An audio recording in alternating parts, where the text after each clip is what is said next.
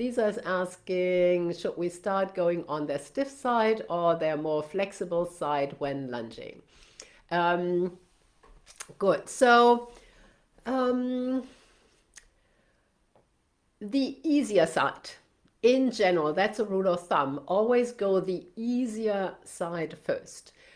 Usually that will mean it is the side that they are bending to more easily. That's usually, at least in the beginning, is probably the easier side, right? And the side where your horse feels more comfortable, when they're very crooked, they actually want to turn around. Yeah, I've had that with young horses also when I started young horses. And we did some free lunging, they would happily go one direction, but when you ask them to turn around, they didn't want to go, right? Because they were so crooked and so used to going one way, right? So start with the easier side, because then the horse can warm up, they can get the idea of the movement where it's easy. And that's true for everything you're doing, right? When you're riding, when let's say you're cantering, as a rule of thumb, there are exceptions, but as a rule of thumb, start with the easier side, get your horse to be comfortable with that exercise that you're doing, and then you change direction, do it on the other side.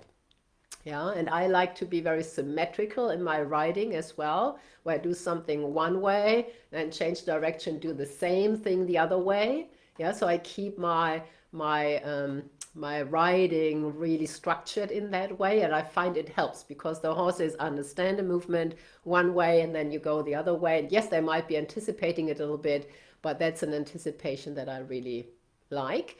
And you're talking specifically about lunging, so I would go the easier way, and that usually is the hollow side in the beginning, and really have them warm up. There are exceptions. Some horses get tired very quickly, and then it might be a better idea to do the harder side first so that they are not exhausted when you're going on the other side.